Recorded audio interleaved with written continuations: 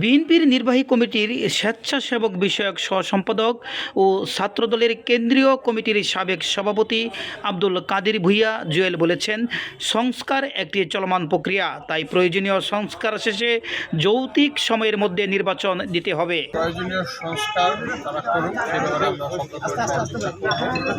সংস্কার একটি চলমান প্রক্রিয়া। পরবর্তীতে আমরা চাই যে যৌক্তিক সময়ের পরপরই যেন নির্বাচন হয়।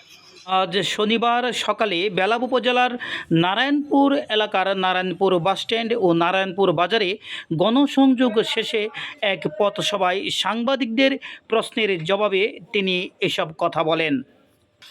এ সময় আব্দুল কাদের ভূঁইয়া জুয়েল অন্তর্বর্তীকালীন সরকারের উদ্দেশ্যে আরও বলেন, যে সমস্ত সংস্কারের প্রস্তাব আসবে তা গ্রহণ করে সকল দলের সাথে আলোচনা সাপেক্ষে দ্রুত সময়ের মধ্যে নির্বাচন দিয়ে নির্বাচিত সরকারের কাছে ক্ষমতা হস্তান্তর করতে হবে।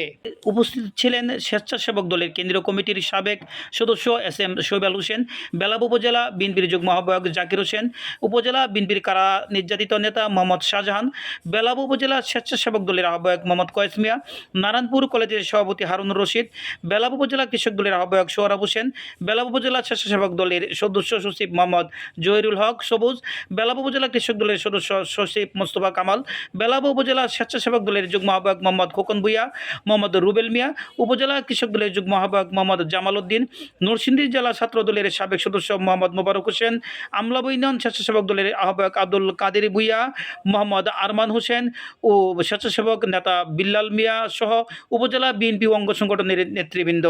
সংযোগ শেষে বিএনপির নির্বাহী কমিটির স্বেচ্ছাসেবক বিষয়ক সহ-সম্পাদক ও ছাত্রদলের কেন্দ্রীয় কমিটির সাবেক সভাপতি আব্দুল কাদের ভূঁইয়া জুয়েল নারায়ণপুর রাবেয়া মহাবিদ্যালয়ের প্রতিষ্ঠাতা আব্দুল হামিদ এমএসির কবর জিয়ারত করেন।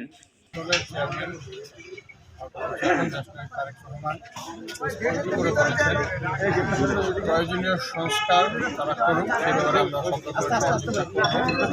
সংস্কার একটি চলমান প্রক্রিয়া।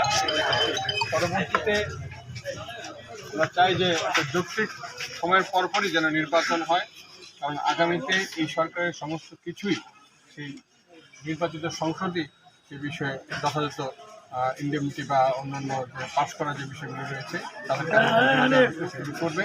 পাশাপাশি যে সংস্কার প্রস্তাবগুলি আসবে সেগুলি তারা গ্রহণ করুক এবং অন্যান্য দলের সাথে একটা ঐক্যমত তৈরি করুক। পরবর্তীতে নির্বাচিত সরকার যারাই আসবে তারা এই সংস্কার কার্যক্রমগুলি এগিয়ে নিয়ে যাবে এবং এই সংস্কার কার্যক্রম চলবে, আধুনিকায়ন কার্যক্রম চলবে।